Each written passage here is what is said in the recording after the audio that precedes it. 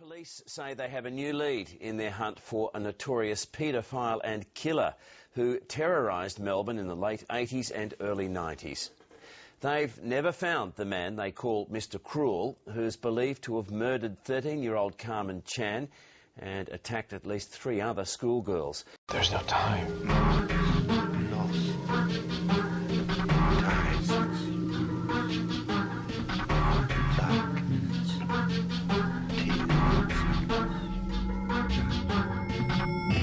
The time is 13 o'clock.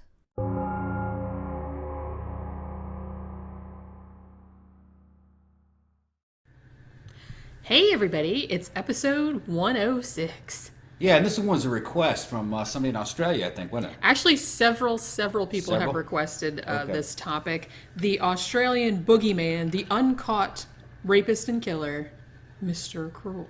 Mr. Cruel, yeah. Yes. You told me about this one. Yeah. This is very, like I said, this has been requested at least 5 times, if not more. He's abducting girls. Yeah, and it's something that I didn't know a lot about, so it's kind of like a fascinating case. So kind of similar to original Night Stalker, Golden State Killer type, MO. Yeah, kind of a takeover abduction. You break into the house, you take the little girl from the parents.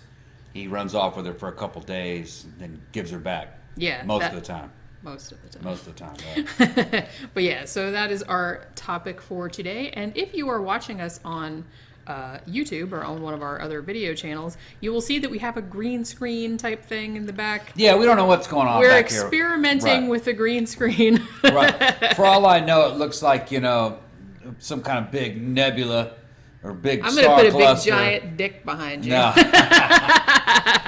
It probably ought to look like some kind of news banner thing going. I think that'd be the coolest. Although I like the nebula idea. Okay. I might put some space and shit. I don't know. It's just we're still fucking around with it. It's like we had to put it in the dryer and like fucking tape it to the wall. It may not work. You might just see a green. Yeah, so I'm just warning you ahead of time. There. If you just saw green, then that means I couldn't find a good enough background or lighting that thing's tough, man. It's not like, at least when we're looking at it on our little monitor here, it always looks pale green. And you put enough light on it, it doesn't become vibrant. It just whites out. Yeah. I don't know what's going on. We're not like, We did a little pilot run. Not videotapes. We did a pilot run on it yesterday, though, and it came out okay, but there was some pixelation around the edges of my face. Yeah. Not so much around your face for some reason. I don't know why. It must have been the angle.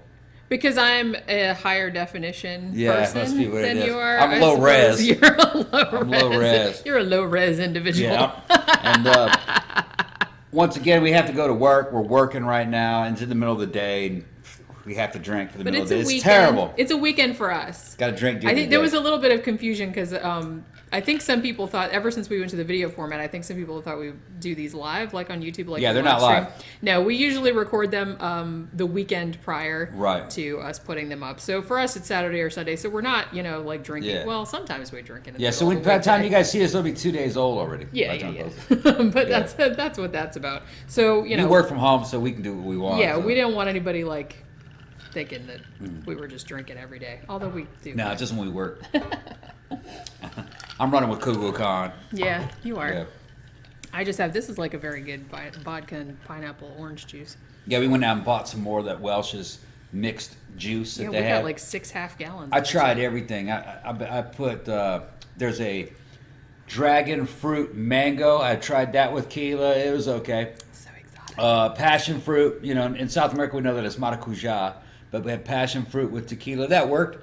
I still think the pineapple and guava with tequila works the best, though. That just guava and tequila is something about that guava tequila, that agave and guava kind of guava. It kind of works. It works. Okay. It tastes Central American to me. Yeah. Yeah. And you would know. He grew up in Brazil. That's South America. For all of you that went to Central America too. Yeah. Yeah. All right, so let's do our little shout-outs. Now, you guys, Faceless Villain Volume 2. Yep. The writing of it is fucking done. Finished. I'm done. And it's huge. I finished the last chapter yesterday. And this book is huge. It's like 850 pages at least. No. It's actually 750 pages. Oh, it's a 750? It's like twice as long, huge. almost twice as long as the first volume. Yeah. And I left a bunch of stuff out. Like I had to because I was just like, this is just getting ridiculous. Right. I'm never gonna finish it. It's gonna be a massive. So I had to like take out a bunch of cases because I was just like, I can't. So I pasted it into the template that I have to do the print layout, and it's already 756 pages. Massive book. And and I haven't really formatted. It's gonna be a good seller though. And I still need to put an index in it and shit like that. But notice that the longer a book is, the more it sells. Well, people buy big books. You feel like you're getting your money's worth. It's like if you're going to pay for something, it's like you want something that's going to give you a while of enjoyment. Yeah, it's not just going to be... That audio book is going to be like days of entertainment when somebody buys that thing. Well, I think if you're on a commute, you'd be able to get an entire week out of that. Yeah, I think the first Faceless Villain, the audiobook, I think was about 11 hours, if I'm remembering it correctly. This one, like I said, is almost twice as long. Yeah, so maybe 24 hours. So I'm thinking it's going to be like 20 hours, maybe something like that. But we'll see. Hopefully I'm going to start recording it next week sometime. Yeah, tell them about the recordings. Yeah, and this is something else that we're going to do, in regards to all of my books that are up. Yeah. Now, all of my horror fiction, because mainly the last few years I've been working on nonfiction, but I've also written a lot of horror fiction as well. I have not done audiobook versions of those just because I haven't had time to do them because they're kind of long. Yeah, and some of them really were never published. They're not compiled regularly or correctly because some other companies had rights to them and they're getting freed up soon, so she's going to retain possession of some old writings that she had. Basically, what we're going to do is we're going to make at least 2, possibly 3 big compilations of stories of different sizes, from short stories to medium-sized stories. Kind of like the books that you grew up with a kid, with Stephen King compilations. It's going to be something like that, and they will be available in print. Some of them for the first time in a big book.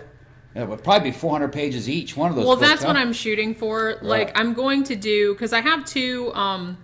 Collections of short stories already, which is Hopeful Monsters and The Associated Villainies. Yeah. What I'm probably going to do with those, I'm going to leave those stories the way they are, but I'll probably put out a new edition with a new cover and stuff like that, and then I'm going to record audio versions of them. Right, because they've never been available on audio. Yeah, and then I have some shorter novellas, some short stories whose rights I just got back that were in other compilations a long time ago, some short stories that I never published. So I actually probably have another 3 or 4 books worth of material. Yeah. And so I'm kind of thinking about putting them all out as kind of a matched set type of thing, like the Jenny Ashford collection. Yeah, so basically there's going to be 4 more books and audiobooks of decent size. At least 4 more. At least 4 more are going to come out rapidly. All right, and they're going to come out in print and in audio. You guys are going to love them. Yeah, so it's going to be a while because it's going to take me a while to put them all together and stuff. But a lot of the stuff, it's already written. It's just that it all has to be recorded, formatted, and compiled, and reformatted, and re-edited. Yeah. But yeah, that's a project that I'm going to be undertaking in the next couple months, probably, at the same time as I'm working on Faceless Villain Volume 3, which I'm hoping, I was going to try and have that out by the end of this year, but it might be early next year, like spring of next year. And then tell them about the recordings on the older books. Yeah, and like I said, I'm going to re-record. Yeah, I already said that. Oh, you did? Okay. Yeah. And I might re-record some of the nonfiction too, since we have a new microphone. Sound quality on some of the some of the older nonfiction books wasn't that good. I think the reading on Unseen Hand, I think some people complained it was a little dry. Particularly people that were used to listening to me on here. Right. So she's probably we're gonna redo that. The audio quality be better, and the reading's going to be like a little more naturalistic, what you guys are used to hearing. What she sounds like normally during the podcast. Yeah. Because people are used to that now. Yeah. So it'll have more of a friendly read to it, I think. Yeah. You know what I'm talking about? It won't be as dry. Yeah. Because we were actually trying to do it kind of clinically in a way. Because it's sort of like it's not really a textbook, but it was kind of like a more dry topic, I suppose. Yeah. And some people didn't like it. I think they'd like it better just in a normal reading voice. Yeah.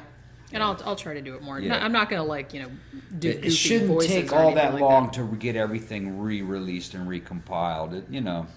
Months. Yeah.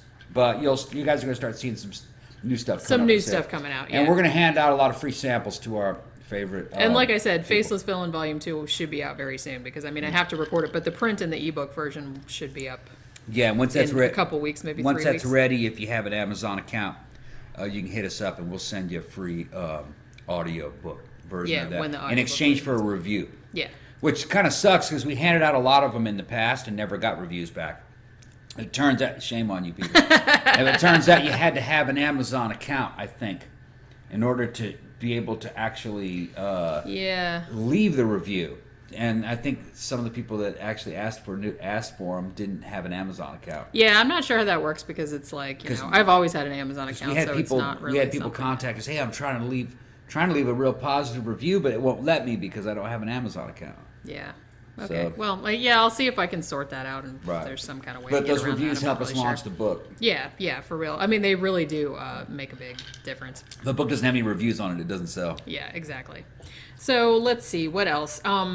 As always, if you'd like to financially support the show, you can go to our Patreon page at patreon.com/13o'clockpodcast, or you can go to our blog, which is 13o'clockpodcast.wordpress.com. There's a link in the sidebar to a PayPal account.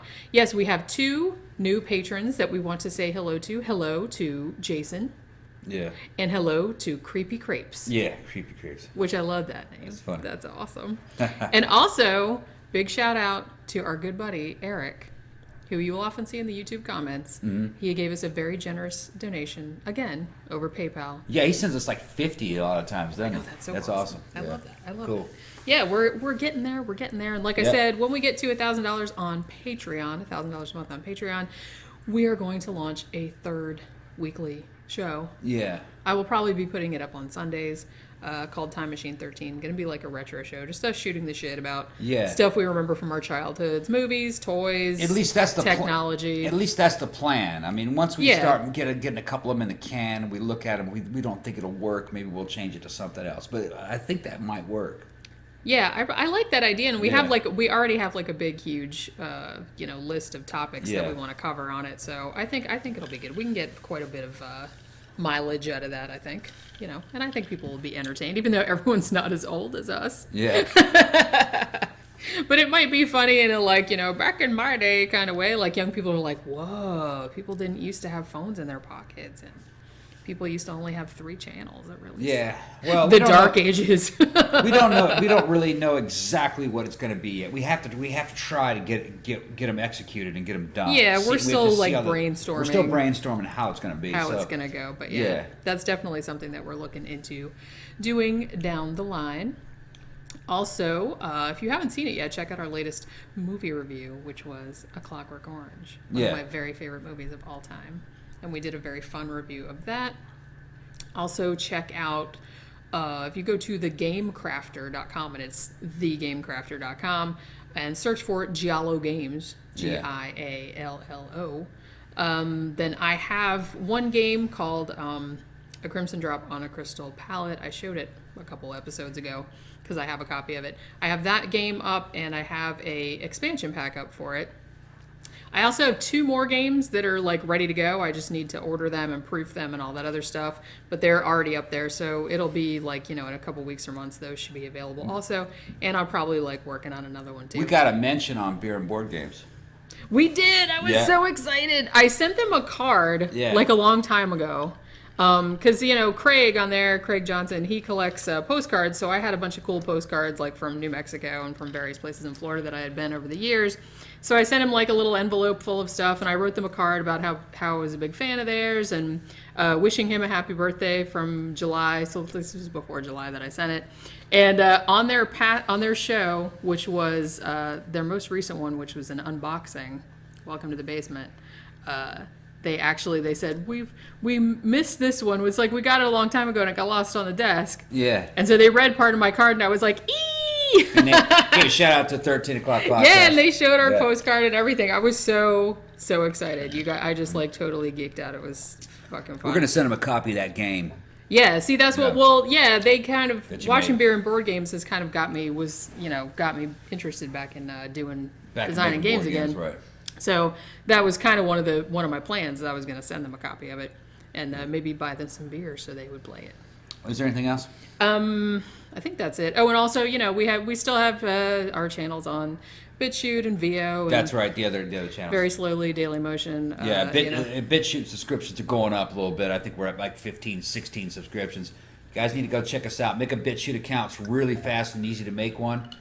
Make a BitChute account in case we ever get banned here or blocked or anything bad happens. You'll still be able to find us. Although you can also find us through Facebook too. But and the thing too is that I would probably do it. I mean, if anything, like I said, I don't foresee anything bad happening. But if it did, I would just do what I've been doing with the audio podcast all along and just upload everything to archive.org because you can put as much shit as you want. Now, all of our audio episodes are on there. That's, where people get it from iTunes or whatever.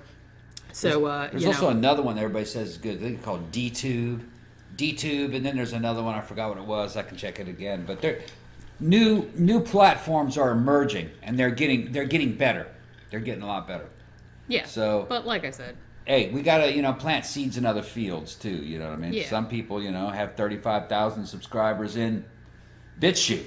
BitChute alone. It all kind of adds up. Yeah. So we're just eyeballs are eyeballs. I don't care where you are. If you're watching, then you're watching. That's true. Yeah. And so I think that's all the shout outs probably. Now we're really gonna do only one news story today. Yeah, this is the news. Thank you. That's my news. I keep telling you to sing it like Sweet Caroline, and you didn't. Yeah. I'm not gonna overdo it. You never. Okay. Not today. Not today. And like I said, I like to do, kind of a story that relates to one of our main topics.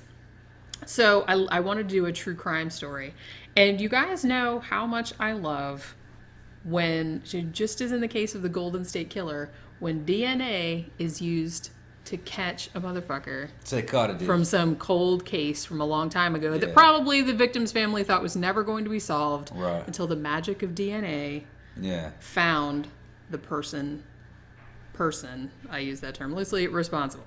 Yeah. So there was a cold case. This happened in Lancaster, Pennsylvania, and it happened a couple days before Christmas. It was December 21st, 1992. And there was this 6th grade school teacher at an elementary school. Her name was Christy Marac. And she didn't turn up to teach her classes one day. And the principal of the elementary school thought that was very odd. So he went to her house to check on her, finds the door open of her house, goes in there, and finds her lying face down, dead in her fucking house. Clad in her winter coat, naked from the waist down. She has been raped and beaten to death. Now, for many years, they couldn't figure out. She was 25 years old. 25 years old. She's a 6th grade teacher. Right. And somebody just came in her house and raped her and just beat her to death and just left her there. Yeah. And this happened in 1992, and for years and years, they had no idea who this could have been. It's like she had no enemies, nothing like that. So then, the cold case investigators really wanted to solve this because they're like, this poor woman, it's like she was young, she didn't do anything. It's like they just had no idea. And they were like, and so they really put a lot of effort into solving this. And they ended up going through this particular genetic testing company. And because they had a DNA sample, they had a semen sample from the scene. And they ended up doing exactly what the investigators did in the original Night Stalker Golden State Killer case. Oh, so they've learned this uploading the DNA to GED match and seeing if they could triangulate this person based on if any of their family members had uploaded their DNA profile willingly. And like I said, I know a lot of people freaked out about it and rights and everything like that, but GED Match, the reason they use that one is because that is a voluntary service. You don't have to upload your DNA, it's a genealogy website. So people upload their DNA profiles willingly, and they're trying to find a match to a close family member. Well, they ended up finding one, And they actually, I don't know, it didn't really say in the article like who's, what relative or how close a relative this was, but they eventually narrowed the suspect down to this guy named Raymond Rowe, otherwise known as DJ Freeze, Freez, which already... Yeah, DJ what a douche. Freeze. And oh, man. yeah, and evidently he was a fairly well-known party DJ Okay. in the Lancaster, Pennsylvania area. His website, and I love this, said he started out in the 80s as a break dancer. Okay. So even more douche points right there. So they found out that at the time that Christy Marak was murdered, he only lived about 4 miles away from her. So, you know, obviously they're like, okay, well, we think this is who it is, but they did, just like they did in Golden State Killer, they said, okay, we're going to stake him out. So he had a gig at an elementary school, because, I mean, he's 49 years old, so it's not, you know, he's like an older DJ, yeah. He doesn't look like it, though, from the picture. He looks younger. I thought he looked younger, but yeah, so... Like I said, he started out as a breakdancer, so that should tell you all you need to know. So he was playing a DJ gig at an elementary school, and undercover investigators watched him, and then they saw him throw away a water bottle and spit out some gum. Yes, they got that. And they went and got it. Yeah. And that bitch was a match. Wow. And they said the odds of it being anyone else are like 1 in 200 octillion or something like that. Did he confess and say what happened? I don't think he did. And it's like, the weird thing is that they said that this dude was like not even on the police radar. Yeah. Did he They're know her? not even sure if they knew each other. Right. He just saw her. Yeah. So it's like at this point, I mean, he was arrested in late June. So at this point, they're still investigating like why he did it, if they even knew each other. Because like I said, they don't know if they did or if he just randomly... He may have saw her somewhere, or if he was stalking her, nobody knows. So it's scary to me that like this dude wasn't even a suspect. I mean, they did have some suspects at the time, but he wasn't one of them. So it's like they didn't even... Chances are he did know her, or at least he saw her maybe at one of his gigs. That's what I mean. I was kind of thinking particularly because, you know, he did gigs at schools. I mean, this was a long time ago. It was 1992. But, you know, maybe he did a gig somewhere at the school that she taught at. And he saw her and got obsessed, or who fucking knows. Yeah, and found out that she lived near him, and then he went over there to go look at her and saw her, maybe tried to meet her, and it didn't go well. He killed her and raped her. Yeah, that's kind of what I'm thinking. Probably something the case. like that. But, you know, this is and it seems like once that thing happened with the Golden State Killer, it really seems like they've been solving a lot of cases that way. And, you know, that's kind of a happy occurrence, I think. wonder if she was the only one. I'm kind of wondering that too, because usually shit like that usually doesn't happen in isolation. Yeah, that's not usually something that's just a one-off type of thing. I mean, unless they'd been dating, and as far as I know, they weren't. Right. That's weird. Nobody said anything about that, like, oh, that was her ex-boyfriend. Because obviously, if it was her ex-boyfriend, then that would have been the first people they investigated. But they said that this guy was just some rando. We didn't know. So yeah, so I'm gonna kind of keep an eye on this and see what happens with it, because now I'm kind of curious. But you know, her family, they interviewed her brother on CNN and stuff, and you know, obviously he's very, very happy that they finally caught this guy, and they finally saw, well, you know, allegedly, but you know, the DNA matches, so I'm sure that that's probably who it is. And you know, like I said, it's kind of a good thing that the DNA service is being used for that, and as long as people are voluntarily uploading their thing for genealogy purposes, I don't really see any problem with it. You know, it's not like they're taking it from people. It's like, you know... I think it'll eventually get down to that, though. It may. They're going to be taking it from people at birth, eventually. It may. I mean, some states have it where they will take it from you if you're convicted of a felony. What they're going to do is that when kids are born, they're going to take a little blood sample under some auspices. Like to find him or something like that. We have to know his DNA match. Then later on, that ends up going into like an NCIC computer. They'll get around to it. Yeah, but like I said, at this point, it's still a voluntary service, and they're using it for good. They're going to make it so the parents do it voluntarily to their children as they're born under a different auspice, but then that's kind of kept in the system. So you can find them when those kids grow up. When those kids grow up, if they start committing crimes, they can track them down. Yeah, and then once they get, you know, they get you used to it first. And then it gets to the point where you have to give up DNA, part of your ID, something like that. It very well may. Yeah. I guess we're gonna see how that. They're gonna mate your genetic code to your social security number. Well, that will become one and the same thing. That your some part of your DNA will be your social security number. It'd be like your ID. That's how the government will identify you. That's eventually what it'll get to. It's gonna go like Gattaca, you guys. Like Gattaca, yeah. That was a good movie. If you guys haven't seen it. So I guess that will be the end of the news segment. And then after the little break, or after the little whatever we're doing here, because I do these in two pieces, because, I need a break in between. And then we're going to talk about the case of the Australian rapist and killer, Mr. Cruel. We will be right back.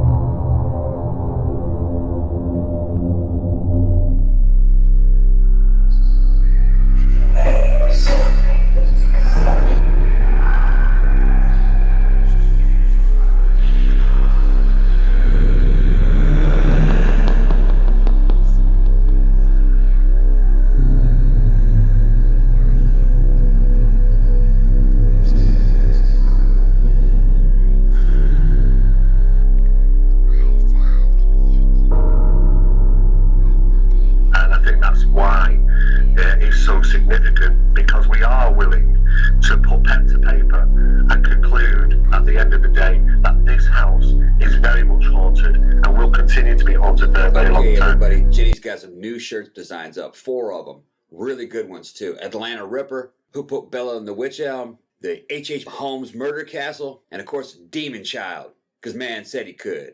These are updated designs. I think they look really cool. Jenny did a great job on them. Were they fun making, Jenny?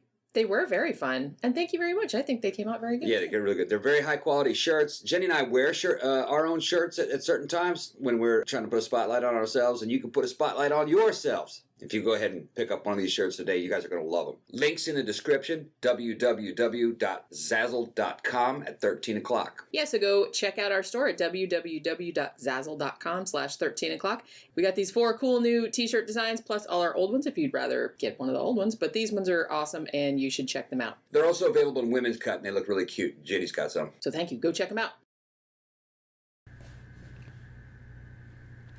Okay. Now we're going to be talking about the oft-requested topic of Mr. Cruel. Okay. A kidnapper and killer from Australia. All right. Whose crimes occurred in the late 80s and early 90s in Australia. All right. Now, this man has never been apprehended. In many ways, he's very similar MO to Golden State Killer / Original Night Stalker type of thing, where it was like a total dominant situation. He would come in the house, tie people up, whatnot, and do what he was going to do. So he's like a takeover assailant. Yes. He comes in, takes over the scene, ties you up, pulls guns on you, stuff like that. Yeah, and like I said, there are a lot of... I don't think that the psychology, and I kind of want to get into this later, but I don't think the psychology of Mr. Cruel and Original Night Stalker were the same, but in many ways their methods were very, very similar, and they had a really lot of similarities. Very direct approach. Yeah, between the way they did things. So let's go back to August of 1987. And there's this town called Lower Plenty, and it is a suburb of Melbourne, Australia. Now, this first family that were affected by Mr. Cruel have never been named in the media as far as I know. Every breakdown of this case that I've ever seen, the first family, they don't say any of their names. I'm not really sure why that is. Perhaps they did not want their names released to the public because, their daughter was one of the ones victimized and she was a minor. The other families are named, but not the first one. So I'm not real sure why that is, and if anybody knows their names, let me know, but I couldn't find them anywhere. But so here's this house. It's August 22nd. It's 4 a.m. And a masked intruder pulls a window pane out of one of the house's windows, climbs in without waking anyone. He goes into the parents' bedroom. He has a knife and a gun. Now, he says to the parents, he's like, I'm going to kill you if you don't do what I say, blah, blah, blah. Now, he says all he wants is money, right? So he said, I'm just going to go through your shit and I'm going to take all your money. Now, he tells the mom and dad to roll over on their stomachs. He ties them up, puts tape over their mouths, gags them and stuff like that. And then he puts them in their wardrobe in the bedroom. Good. Now, then he goes into the bedroom of their son, who was 6. Now, this kid, he ties him to the bed, also gagged him, put a blindfold over him. Now, at this stage, it becomes clear what this guy has come in for. He does not want money. He wants the 11-year-old daughter. Okay, so that can only mean one thing. He knew where he was going. Yes, and they do think that Mr. Cruel, in much the way that the Golden State Killer did, was a very tactical person. They think he may have stalked the families a long time beforehand, and things of that nature. So that's another similarity with that kind of thing. So he obviously knew where he was going. He knew where all the bedrooms were. He knew the ages of the children and stuff. So he was prepared for this kind of shit. Now, this first attack, like I said, the girl was 11. Now, the 6-year-old son is tied to the bed. The parents are tied up, gagged, blindfolded, and in their wardrobe. Mr. Cruel is in their house for 2 hours, raping this little girl. Damn, in the house with her. In the house. Okay. And they're all in there. I don't know. I mean, presumably they could hear her, which that's horrible. He's got some serious balls to stay in that house for 2 hours. Not in a good way. he knew that no one would come. Yeah, obviously. He rapes this little 11-year-old girl. He takes a break. He goes in the kitchen and makes some food. Yeah. He comes back, shit like that. It's like the original Night Stalker. Yeah, it's like shit like the original Night Stalker. It's like, I'm going to hang out in your house and do horrible shit to your friend. Oh, and I'm going to go... you're adding insult to injury. Yeah, I'm going to go make a burger. I'm going to get some... What the fuck, eat up man? your groceries and shit. That's what I mean. That is fucked up. I mean, everything he does is fucked up. But for some reason, that's like another level of like fucked up in this. He's asserting his dominance. Yeah. Yeah. So he's there for like 2 fucking hours. All right. Makes food in this house. Finally, after 2 hours, he leaves. Now, he does steal shit from their house, but it wasn't like money. It was like random shit. He took a collection of classic records. Okay. And he took a blue coat. That's ridiculous. That's he took it. Classic records? Yeah, he took records. Yeah. And then he took off. He knew what a classic record was. Wonder if he was going to sell them or listen to them. He must have. That was one way you could track him down. The records are long gone now, but he still, either still has them, which I doubt it. Probably destroyed them. Yeah. Or he sold them.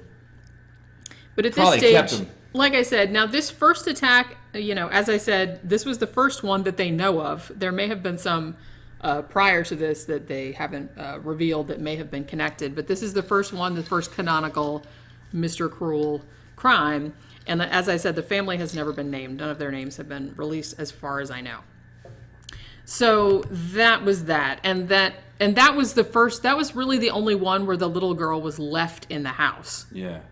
So, which, I can't imagine. Can you imagine? I can't imagine that. I can imagine. Well, I don't like it, but I can that's imagine. what I mean. It's like, I don't really want to imagine it. They got bad dudes out there. It's horrible. One of the interesting things that came to light when the police were investigating this first case was that the little 11-year-old girl said that at some point during one of the killers or the guy's breaks, she said she heard him talking to someone. She thought that he was talking to someone on the phone, like he had called someone using the family's telephone. And evidently the guy said something that he was like threatening someone. He called them bozo, and he said something like, you better move your children or they'll be next, or blah, blah, blah. So the little girl said she heard him presumably talking to someone else. Although when the cops investigated, they pulled the phone records from the family's house. No phone call had been made. He was talking to himself. Yeah, so this is another thing. Now, I don't know if he was just like talking to himself like in crazy person sort of way, or if it was something intended to throw off the investigators, because he did do that on some of the later crimes. So he may have been thinking ahead, like he's like, oh, they'll think that I made a phone call from the house, and then they'll find out that I didn't make one, or you know what I mean? I don't see how that would have He helped seemed him, like, though. I know, but he seemed like he was doing like weird little things at every crime scene. I think he's a dude like me, actually, where, you get mad and you go down into another semi-dimension, you start talking. You know how, like, when I'm like in the bathroom, talking. Mad. You guys know that very famous scene in The Shining where Jack is walking down the hall by the gold ballroom. That's me. And he's like, yeah. That's like, Thomm is exactly like that. I do that. That's every time I see that, it makes me laugh, because I'm like, I'm like, hey, it's common, a guy who has imagination, you know what I mean? He's thinking of something. He's reacting to something that he's thinking about. You know I talk to myself too, but it's a sign of a man with strong willpower. He's like waving his hands Those around. motherfuckers. And he does that in his sleep too sometimes. Yeah, too. Like he'll just be lay there and be like, "Fuck you, man! I'm gonna kill you." Well, I see something in my head. Yeah. And it might be something hypothetical, or it might be something from the past, or you know what I mean. And I'll interact with it a little bit. It's almost kind of like Tourette's too. It's a weird. That's kind of what I'm thinking. It's very Tourette's-like. God damn it! I can't believe they did that. Fucking motherfucker. He's like old man yelled at cloud. Yeah. That's what he's doing. Yeah. But yeah, that's but like I said, there were some similar things in the later cases. Okay, so at this point, like more than a year goes by with no similar things occurring. Now, the next one happened on December 27th, 1988. Now, this was the Wills family. The mom and dad, they had 4 daughters. And this actually, it was only a few miles away from where the first one had taken place. I think the suburb was called Ringwood. And same kind of thing. It was about 5:45 in the morning. And all of a sudden, the dad wakes up and he's got a gun pointed at his head. And the guy says to him, "Don't be a hero." Right? So, obviously the guy's like freaking out. So same kind of thing. The mom and dad are ordered to roll over on their stomachs. The guy, they said that he was wearing like a blue jumpsuit and a blue, like a ski mask or a balaclava type of thing. So like I said, very much like the original Night Stalker, where he always wore like a ski mask type thing over his face. Okay, so the mom and dad roll over on their stomachs. He ties their wrists and ankles with copper wire. And interestingly, just like in the first case, and this is also very similar to Golden State Killer, the knots that he used were nautical knots. Yeah. People that had been in the Navy or, had been on ships and stuff like that. So it was a very distinctive. It could be Army though. Type too. of knot. Yeah, it could be. They use the same knots. Yeah. So it was a sailor type knot. Navies are more knot centric, especially in the old school navies. Yeah. Yeah. So same kind of thing. They're blindfolded. They're gagged. Now, he actually kind of went through their shit at their bedside table. He stole about $35 in cash. Then he went around the house cutting all their phone lines, which he had landlines back then, so he physically cut all the phone lines. And then he goes into the girls' bedroom. And now all 4 of the, as far as I can determine, all 4 of the girls slept in the same room. They were all pretty little.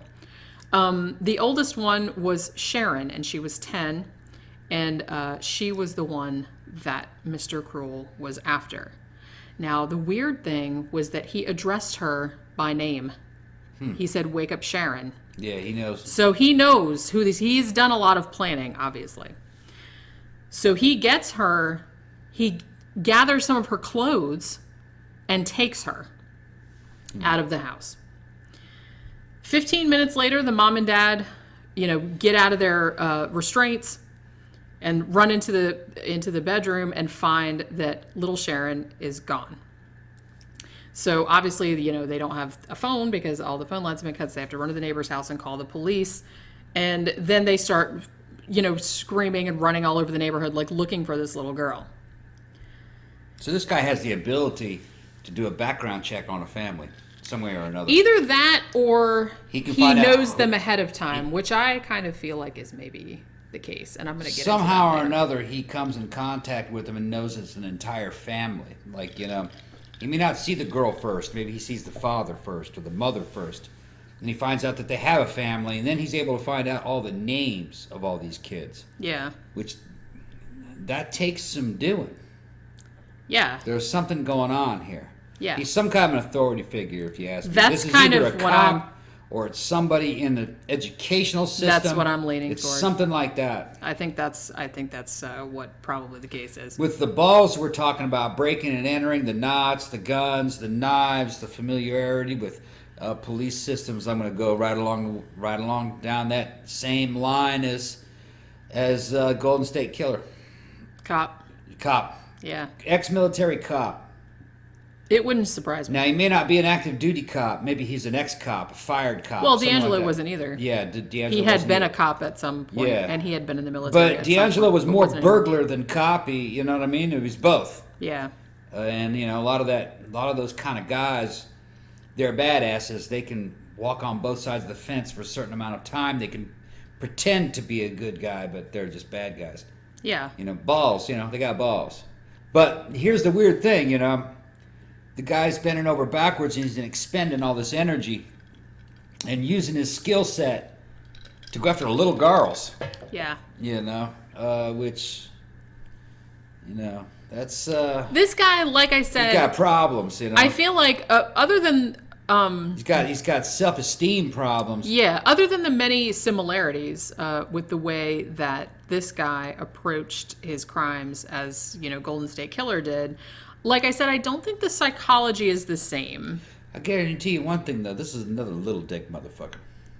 Aren't they all? This is a little dick motherfucker. I feel like most of them probably are. Yeah. Because why otherwise, why would you even conceive of Kind of going makes in me this think direction? that, usually when you have a guy who's just fixated on pedophilia, it's because he can't impress a full-grown woman. Yeah. He can only impress and terrorize a little girl. Yeah. It's a power issue, but yeah, I feel like Golden State Killer was just more of a general rage monster. Everybody that knew him said, he was a giant tool. It's like he was just always mad. He was always angry. He was always like that all the time. He couldn't measure up to his own standards, Right. quite literally. This guy comes across as a little bit different. I mean, come on, man. If you're a little dick motherfucker, you can compensate in positive ways. You don't have to be, you know what I mean? That's what I mean. It's only a certain kind of guy who reacts that certain way. Yeah. You know what I mean? And it's, that's what I mean. It's like that. It's a really, really small.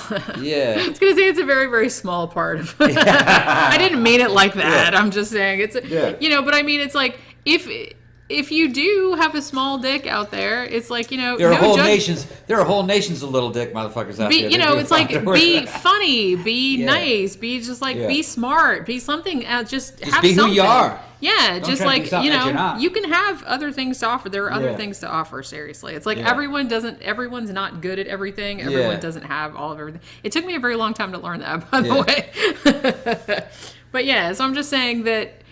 Please don't become a pedophile or a serial killer. It's like, that's like the nuclear option. It's like, please never, ever take that. That's always somebody who's really got some issues. Well, obviously. Yeah. So here's this poor little 10-year-old girl, Sharon Wills, has been taken from her house. 18 hours later, it's about midnight, and this woman is walking around. She sees a little girl standing on a street corner wearing garbage bags. Huh. And they said, now, fair play to this little girl. She's 10. Yeah. And the woman said she was very calm. Uh-huh. And she said to the woman, she's like, my name is Sharon Wells, and I got taken from my house. And a man left me here and told me to go call home. All right. You know, she's very calm. In garbage bags. He took her clothes. Yeah. Yeah, he didn't want any transference of any data of like hair and semen samples and things like that. He knew about that. Yep.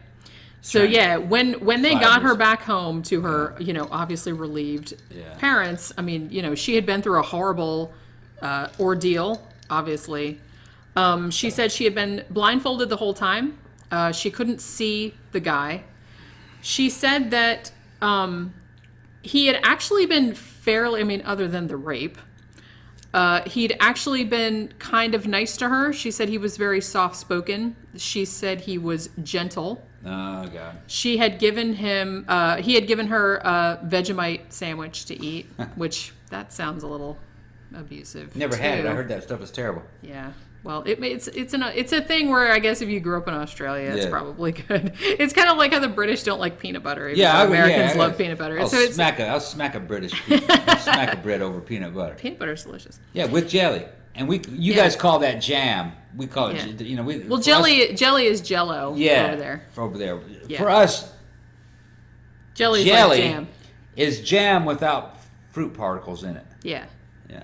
That's usually called marmalade or... And if you put good peanut butter on some toasted bread, okay, with butter on it too, and some grape jelly, or you'd call it grape jam, yeah, man, you know, come on, you can't beat that. It is very delicious. It's delicious. Especially after, like, you know... The salt and the sweet mixed together, and the toastedness of the bread and the butter. Oh, man, I gotta get my vape. Hold on.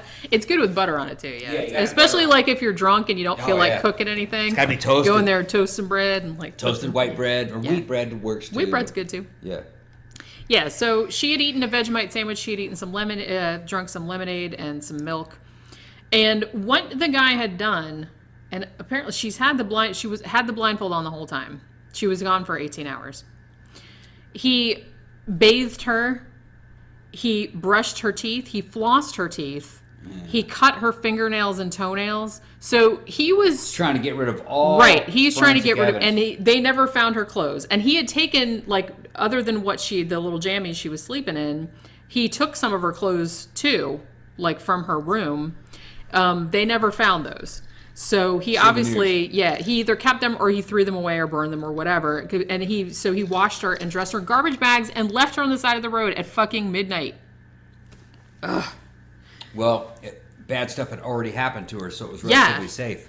Right. That's what he was thinking about. Now, she also was able to tell police, even though she didn't get a look at him, she said that she thought she heard low-flying planes, meaning that the guy probably lived in the flight path of an airport. And she thought she heard something that sounded like a camera starting or a camera running. Taking pictures of it. So, yeah. So they think there's a child porn angle here, too. That's for him, though. He's not selling it, I don't think. Yeah, I don't know. I don't know. Nah, so you can remember it. Yeah, so at this he's point... He's going to jerk off to it. Yeah. That's what he's doing. Yeah. Which, guys, fuck. Just stop it. Stop it. Too risky to sell that. Yeah. Well, I don't think they sell it. I think they trade it. Too risky to trade it. In fact, if the guy he trades it with gets popped, then all of a sudden the photographs fall into the custody of the law enforcement and he's tracked down. So, no, it's for himself.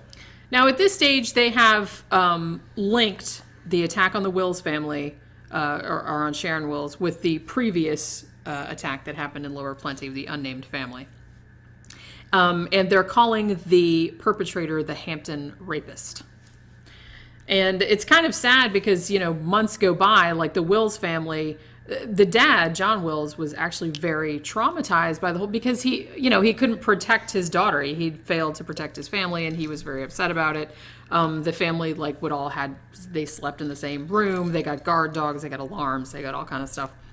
Because this guy just busted in the fucking middle of the night. So, they didn't really have much to go on. They didn't have any suspects, nothing like that. So, then there was, the next crime didn't occur until July of 1990. And this happened, and all of these happened. I mean, Melbourne was a fairly safe city. I mean, they had crime, obviously, but the crime rate was very low for a city of that size. And a lot of these crimes, I'm not sure about the first family, but the second family and or the subsequent 3 families that were victimized were actually very upper middle class families, and they were very nice neighborhoods. So this wasn't a kind of thing. So he's that same class. So yeah, I'm kind of feeling like he probably was. And like I said, I feel like he kind of ran in the same circles, like he knew who these people were. So this next family were the Lynas family, and they were actually British. They had lived in Melbourne because of the dad's job, like he had been transferred there for a little while. And they lived in this kind of, upper middle class suburb called Canterbury, Victoria, just outside of Melbourne. And they were actually, whatever his work thing that was doing in Australia was actually coming to an end. So they were going to move back to England, probably, like a week or 2 later. Now, on July 3rd, the parents had actually been invited to like a going away party because they were moving back. Now, they had 2 teenage daughters, and the teenage daughters were left home alone. So, and the parents went off to the party, and they weren't gone that long, they were only gone for a few hours. Now, the 2 daughters were 15-year-old Fiona and 13-year-old Nicola. So they had been at home hanging out, watching movies or whatever. They went to bed a little bit before midnight. After they had gone to sleep, someone busted into their house and, again, had a knife and a gun. He had his ski mask on. He was wearing like a greenish tracksuit, they said. He tells Nicola, the younger one, he's like, go and get your school uniform. So he tells her to go get her school uniform. He wanted her in that. Yeah. Fiona, the older sister, she gets tied up.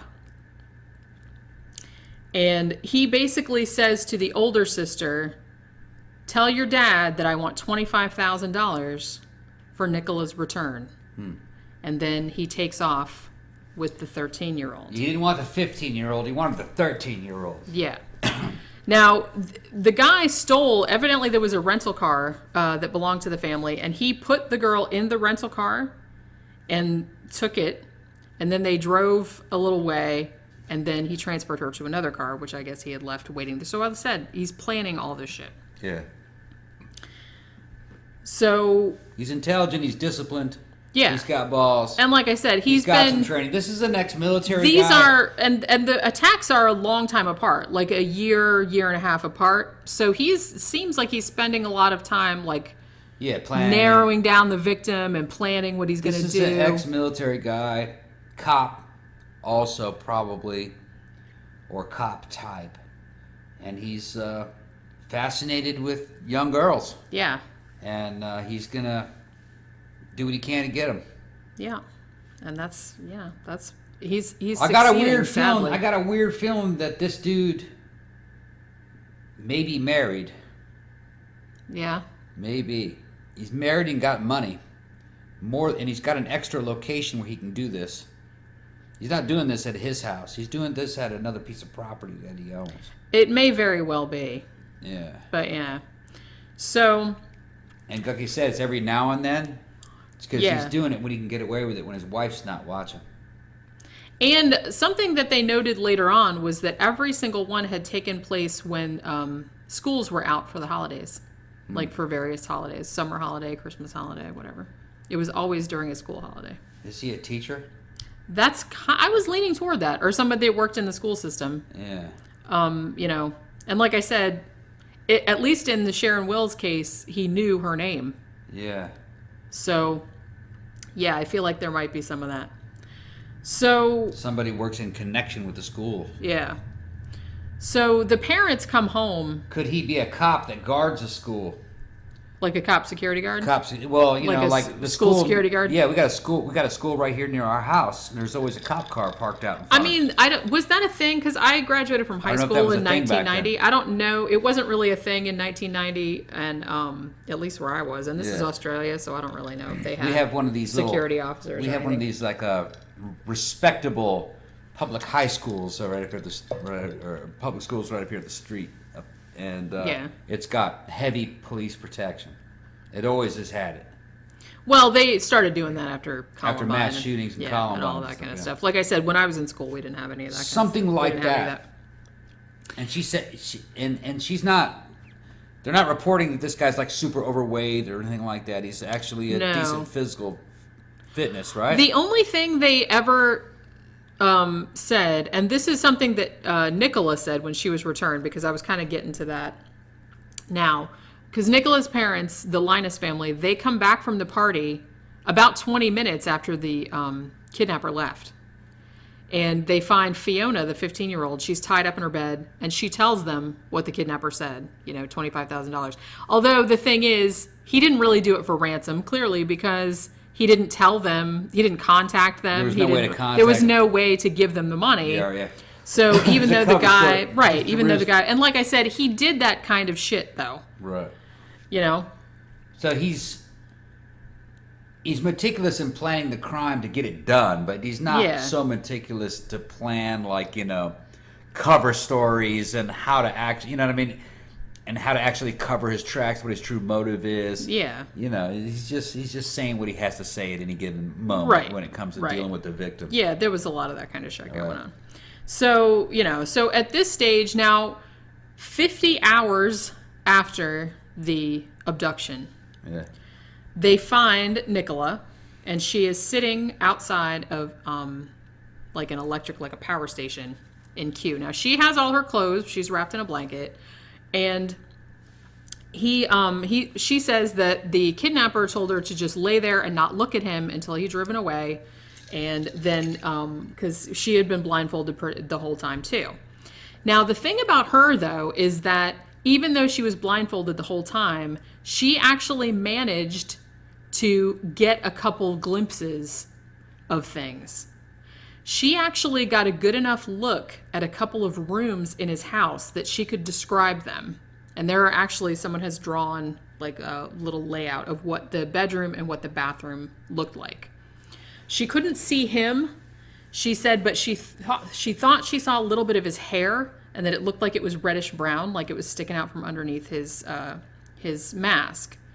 She said she also thought he was only about 5'8". She said because she was quite tall for a 13-year-old girl, but she said he was only a couple of inches taller than her. She's like, when he was stuffing her into the car, she was trying to note like how tall he was. She thought he was about 5'8". So she said the same thing that Sharon Wills had said, that she also heard low-flying planes and thought she heard something that sounded like a camera.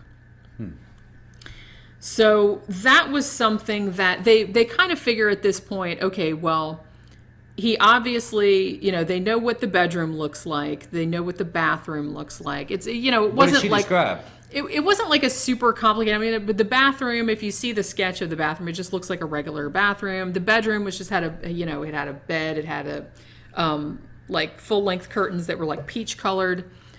So we talking about fully decorated. It was a regular. It was just a regular looking. It just looked like a regular house. She only saw 2 rooms. It was like clean, I said. dirty. I don't know. She didn't say. All right. But so she had actually been restrained with a neck brace. There was like a neck thing that was like attached to the bed, and she was stuck in this thing with this thing around her neck. So another thing that Nicola reported, which was the same as the first unnamed family, was that she had heard the perpetrator talking to someone else, although she didn't hear anyone answering. So she didn't know if he was on the phone, if he was talking to himself, if he was talking to someone else that didn't answer, or if he was just trying to plant a sort of red herring type of thing, like, oh, I got an accomplice and I'm talking to this other accomplice. But she did hear him seemingly talking to someone else, just like the first family said she thought she heard him like yelling on the phone to somebody. So same type of thing. So I don't know if he was doing that shit on purpose or if he was just talking to himself or what. Talking to himself.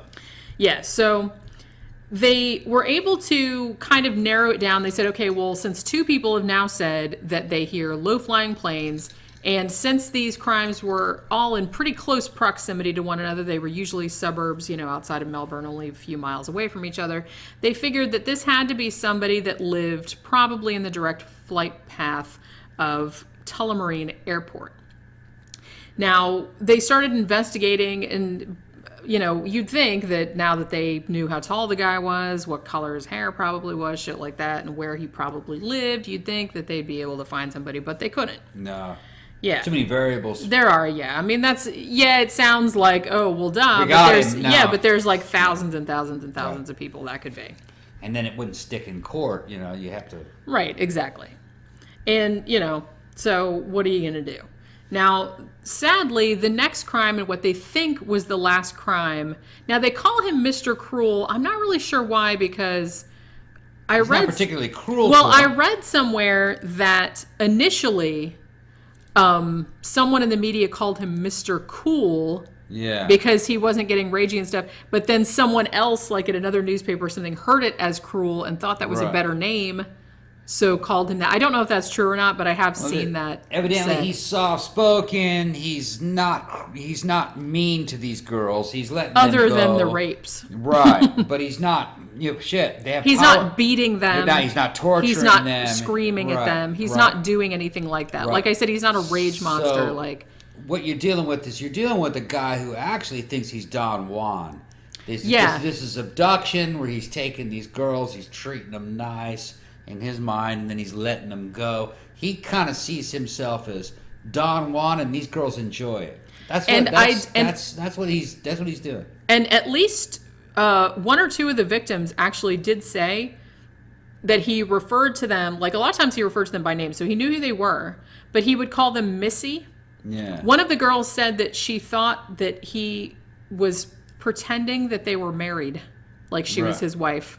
Right. So actually, you kind of called that. He has this fantasy about these little girls loving him. Yeah. And he's being nice to them. I give you a sandwich. I gave you some lemonade. There was one case where it involved adults. You know, guy comes in through some girl's window. He rapes her, puts the moves on her afterwards, and she had presence of mind to say, "Hey, what's your phone number?" You know? Yeah, you mentioned that before. And he on gave one of our her show. Yeah. his phone number. Because That's how they call him. Because in his mind, girl don't want your phone number. They love him. You know what I mean? So of course that they're gonna want to call him back. You know, and he thinks he's doing something good for these girls. That kind of presumption is just that this is a big adventure. He's Casanova, Don Juan. You know. Errol Flynn was actually kind of like that, actually. So I've heard. Yeah. So this next case, which they think is the last one, and this one is very sad because as it is, you know, serial offenders, you know, they tend to escalate, just as it did in the original Night Stalker. Started out with burglaries, then he went on to rapes, and then he went on to murders. Same kind of thing happened in this case. Now this occurred in April of 1991. So like I said, there's quite a long time in between these crimes. Now this was, there was a couple named John and Phyllis Chan. They were Chinese immigrants. They owned several restaurants. They were actually very wealthy, lived in a kind of a mansion-y type of house in a very upper middle class neighborhood. So they had 3 daughters. The oldest one was Carmen. And she would often babysit the younger ones, you know, because their parents were pretty much at work all the time. They had several restaurants and they were always like managing them. So they were always away from home. So April 13th, 1991, which was also a Saturday, just like the first one. Just like usual Saturday, the parents were working at the restaurant. So Carmen and her two younger sisters were at home, you know, watching TV, doing whatever they were going to do. Now, it was only about 20 minutes to 9, and Carmen and one of the other sisters are going into the kitchen to get something to eat, and they see a guy standing there in a ski mask, and he has a knife and a gun. He says to them, just like he said to the other ones, "I'm only going to steal stuff, everything's fine," you know, shit like that. So he takes the 2 younger sisters, stuffs them in a closet, and pushes a bed up against the closet so they can't get out. Then he takes the oldest daughter, Carmen, and he says, "She's going to show me where the money is." Except no, he took her. Right. So he takes off with her. The two younger sisters bust out of the closet, call their dad. The police came. Now, here's another thing. So he knew where little girls Yeah. were, and then he knew where little girls were unguarded. Yeah, he knew that their parents would be gone. So, like I said, and here's another thing. When the police got there, they noticed that the mom, Phyllis Chan, someone had spray painted or written on her car, "Payback Asian drug dealer, more to come." Red So, herring. right. So that's why I'm thinking the whole thing with the phone call at the one and like the talking to the other person type of Yeah, thing are like maybe. meant to throw people off, because it's like, why would he Very do that ham-handed, otherwise? though, very It ham-handed. is, but why would he do that otherwise? And then he's trying to throw shade on the Asian family. You Yeah. guys are drug dealers. That's why, yeah. But it did work because the investigators did. They went down that way for a well, while? they had to. I mean, they figured this was probably the same guy, but they have to investigate every single, line Every of lead. inquiry. So they had to go through all of the Chan's, business dealings and make sure that and they were totally slowed 'em legit. They were down. yes, That which slowed slowed him down, which is kind of a shame. So, but like I said, Mr. Cruel knew that that's what would happen. He knew they have to year investigate was every this kind of again? thing. This was 91? 91, yeah. This was 91. This is still a long time ago. It was a very long time ago, like I said. So, as I said, they know, okay, this is the guy, this is the Mr. Cruel guy. Now, so they're waiting for their daughter to be returned, because every other time, the daughter has been returned. This time, the girl was not returned. She's an Asian girl? Yeah. So months go by, and I'm telling you something right now, like the outline for this, and actually the Unresolved podcast, Michael Whelan, he actually did a really good breakdown of this case. His podcast is actually one of my favorite true crime podcasts, because he goes way deep and he finds somebody these was obscure asking cases. what's another good podcast. Yeah, to listen Unresolved. to. It's called Unresolved. Yeah. He doesn't do a ton, but I mean, he's got a lot. And the nice thing is that he writes out like a transcript of every show, like on his blog, which is it's useful for me because I can use it kind of as a rough outline, like for all this stuff, because he's a really good writer and he gets all the She details in passes there. Jenny's quality control. No, yeah, it's a good show. Good show, yeah. Now on his podcast, and I'm not going to do this because I cried listening to it, honestly. They have audio of Carmen Chan's mom, like asking the kidnapper to bring Carmen back. And since I knew what happened to her, I was like, yeah, it really. What happened to her? It really bothered me listening to her. What happened to her? So at this stage, this is the largest manhunt pretty much in Australian history. They're just looking everywhere for this poor little girl. Her parents even published, I thought this was kind of interesting, they published a cipher in the newspaper that they knew that their daughter would be able to solve. I don't remember what it said, but it said some various thing. And her little sisters publish things in the paper and shit like that. So months go by. They spent all this money. They started a whole thing called Operation Spectrum. Millions of dollars. They interviewed hundreds of thousands of people. But unfortunately, almost a year later, April 9th, 1992, a guy was out walking his dog and found a skeleton. And it was Carmen Chan. She had been shot 3 times in the head, execution style. Do they know the caliber?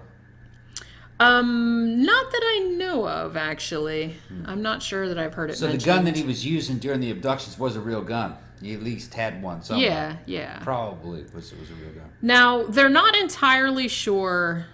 I mean, what they're kind of thinking, it's like, yes, this could be just an escalation, as I said, in the case of the, original Night Stalker, but I think the more likely thing, and actually her parents and the investigators thought this as well, they said that Carmen must have seen him. Saw him, yeah. And that she might have known who he was. Yeah. He had to kill her. And so at that point, he had to kill her. Right. So, I mean, that... Which you would think that all these victims, you could trace back what they had in common to find this guy. They didn't do this. So it tells me that maybe there isn't a clear connection between them. There may not be. Now, what they were kind of... You know what I mean? Like if they were all from the same school, you would know. 2 of them were. 2 of them were? 2 of them went to the same school. Carmen and I believe Nicola went to the same school. The other ones were younger, so I think they went to different schools. But they were in that same area. Yeah, it was all. These are all, like I said, suburbs outside Somebody of who Melbourne. can be connected to all those schools Yeah. So now in some way. It's weird. if there was a silver lining to come out of all of this, Operation Spectrum, which lasted several years, they were kind of operating under the assumption that, you know, since some of the victims said about a camera and things, they said, well, maybe this guy's like on the underground child porn type thing. So they went, they went deep into investigating that, and they did end up arresting 70 people. Right. Who were associated, but they're not sure if the people that they arrested, they couldn't tie any of those guys, but they did get 70 fucking pedophiles. Yeah, I guarantee you that guy was not trading those photos. But yeah, maybe not. So they did get 70 people that were involved in child porn. So, you know, even if he wasn't one of them, then, you know, that was something at least. He wasn't trading those photos. Yeah. So Operation Spectrum. This guy was too disciplined for that. They were for his own personal use. And he was forced to kill that girl because that mission got compromised in some way. Yeah. And like he I said. Stopped. And even his. Which tells me this is a true pedophile. He, in his mind, loved those girls. Yeah, I get that impression as well. Yeah, and then he had to kill that one, and I think he retired. Yeah, because and I think he was probably in his 30s or 40s, which would mean that he's either an old man or he's dead by now. Well, now one of the things. Okay, so the murder of Carmen Chan was the last one that was attributed to Mr. Cruel, and they don't think.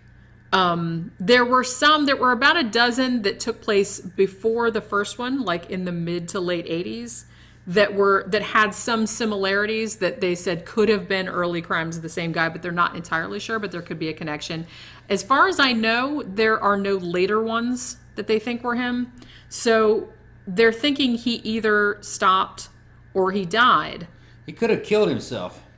Now, one of the things I find was very interesting, like I said, investigators were kind of, exploring the possibility that he was involved in the school system somehow, that he had been a cop, because he was very, like all his victims, he would bathe them and clip their fingernails and toenails and floss their teeth and all this other kind of stuff. So he obviously knew, and this was in the late 80s, early 90s when, you know, we didn't have a million true crime shows where everybody knows about DNA and shit like that. So he was obviously very...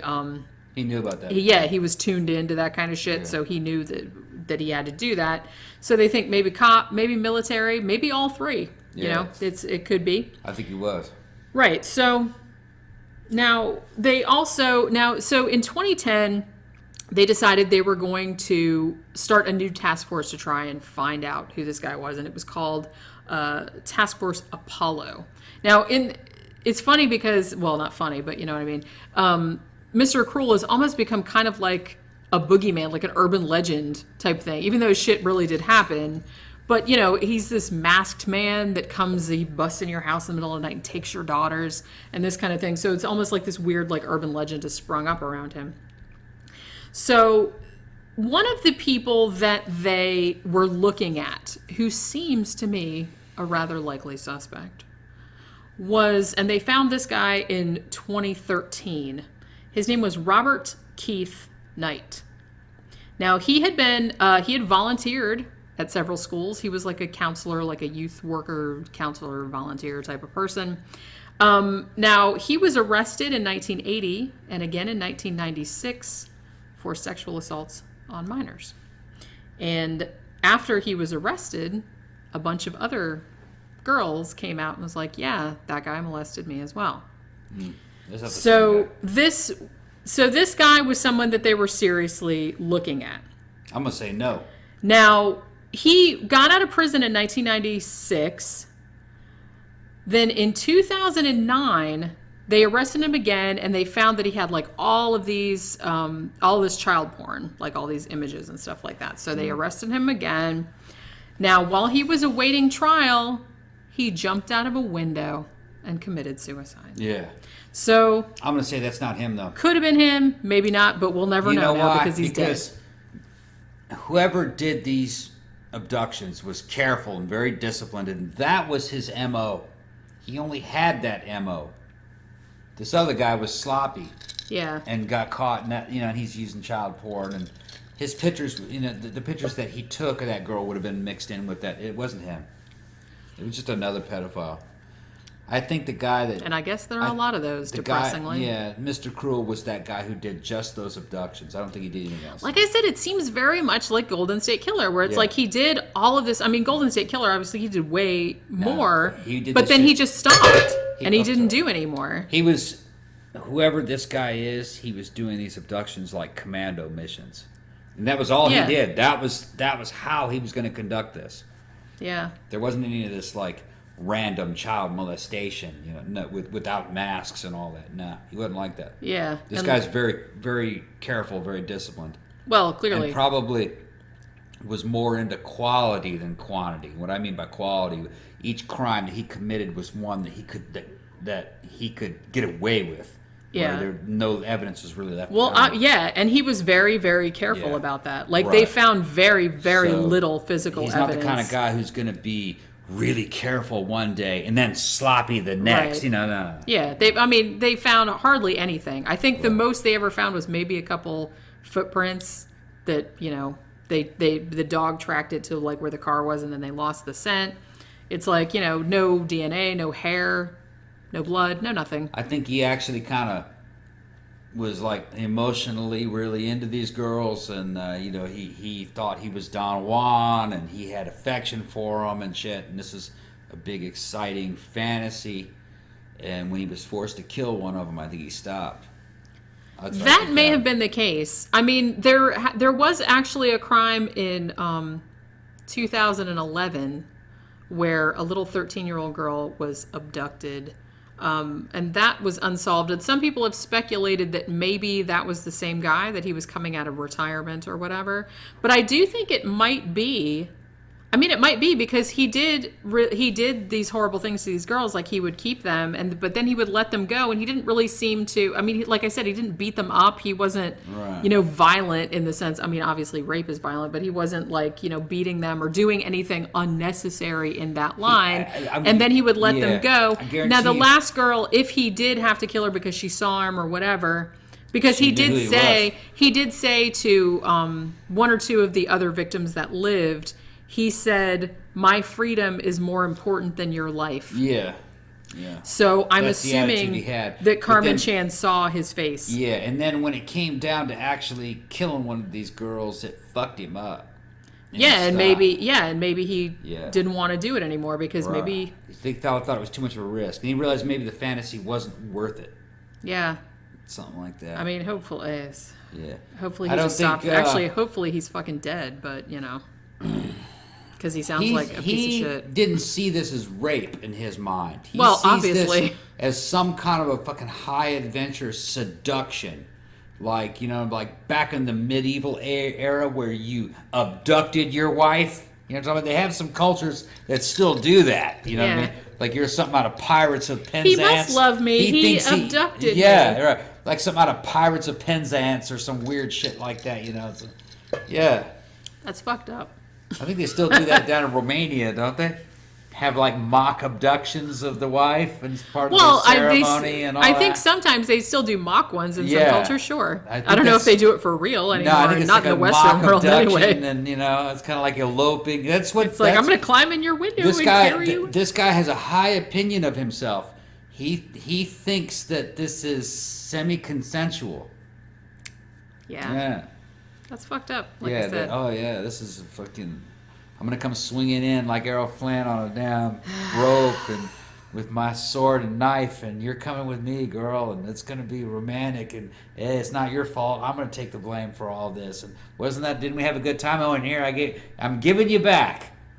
This is how magnanimous I am. That's what this guy's thinking, man. That's probably exactly what it's just like that guy who raped that girl, and then she asked for the phone number, and he gives her the phone. And he gave it. Of course. He gave it to her. Gave it to her, yeah. What a dipshit. I hope you're out there. You're a fucking dipshit. Well, a lot of the serial rapists... Girl, don't want your phone number? A lot of these serial rapists think that rape is a woman's fantasy, and it's kind of like he's fulfilling this fantasy for them. Yeah. And that's what keeps him going. You know what I mean? He's justifying his own need to rape these women. Yeah. I know. This is what I said, and I think I said this a couple shows ago. It's like, dude's brains, man. They're scary. No. You're saying that this is creepy. dudes, like all men are like that. It's not. No, hashtag not all men. This is, I'm just, I know they're not. I know they're not. This is, but that type of dude. Yeah, this is a that psychological. Mindset is very frightening. This is a psychological problem. And you don't know by looking at them what dudes have that mindset. I don't think it's as common as it used to be. I hope not. I don't think so. Because shit, man. Yeah. I already never leave not in the West, not in the United States. It's just it has something to do with weird developmental problems and like family conflicts and religious conflicts all kind of happening together, and weird fetishes, perversion. Perversion. So and when you have repressed people, they start to become perverted. See, I always thought like repressing people that's never a good thing. Well, it never ends well. Jung wrote a lot about that. Yeah, it never ends well. The more you repress a person to make them more moral, the more immoral they become because they project it onto other people. Some things need to be repressed, like, I'm going to, cut open a kitty cat when I'm 2. Yes, repress that. Okay. That's not normal, though. But that's not normal behavior. Yeah. It's like, as far as, like I said, I feel like a lot of bad shit happened, particularly with kind of necrophiliac kind of killers and stuff like that in the 70s, because they might have been gay and they might have been self-hating because their families were so dead set against it and were making them feel like their very identity was erroneous. And I think that is a very, very bad thing to do to somebody, especially when they're a kid. It will fuck them up forever, and they will become serial killers. I think it's more complicated than that. That's a factor, though. I think a lot of it is just fucking child abuse, brain damage, screwed up early development. It's a lot of stuff that happens. Yeah, it's like I said, it's thankfully quite rare. They're in a secluded environment, so the information they're getting is bad, which causes them to come to weird conclusions. I don't think that in the age of the internet, that situation is as common. Yeah, or it might not happen in the same exact way. Doesn't happen in the same way. It's not, you might have one of these weird school shooters nowadays. That seems more common nowadays. Right. But these weird freakazoids, I think they're kind of an enduring. And excuse me, I'm running with Cuckoo Khan. I think a lot of these weird perverts, I think they're in this part of the world an endangered species. Well, I hope so. Either that or they're just going farther underground. Because of the internet and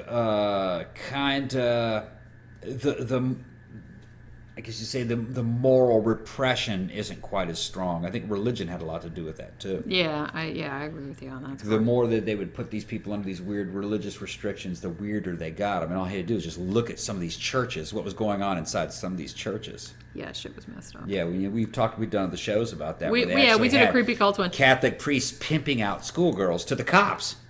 Yeah. Remember that shit? That was The Keepers. Yeah. Watch The Keepers on Netflix. And actually, a lot of the murder cases there, like Sister Kathy Sesnick and I think Joyce Malecki and stuff like that. That's actually in my new book. Those because they unsolved murders.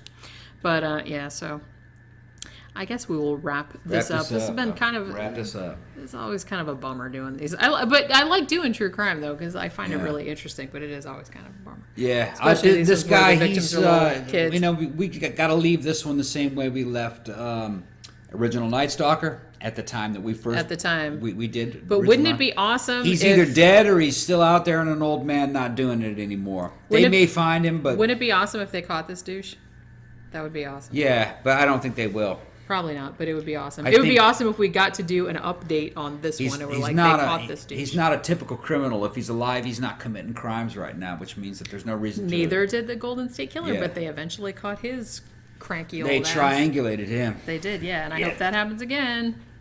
All right, so we are going to wrap up episode 106. Remember, if you like the show, to like, share, subscribe on all your social media and share with all your friends. Tell everybody about us. It helps us grow bigger. And if you'd like to financially support the show, you can go to our Patreon page at patreon.com/13o'clockpodcast, or you can go to our blog, which is 13o'clockpodcast.wordpress.com, and there's a link in the sidebar to a PayPal account. Also, make sure to check out our Zazzle store, zazzle.com/13o'clock, where you have a bunch of different t-shirts and a tote bag, and I'm going to probably be adding some more t-shirts at some point in the future. Also, check out our latest movie review, which was A Clockwork Orange, if you haven't seen it already, and go subscribe to us on BitChute, Veo, and Daily Motion. If you would, it really helps us out a lot. And that will do it for this installment. We will see you next time. Bye. May I introduce to you my good friend, Mr. Crow. Oh, he doesn't care about you, or what you say or what you do.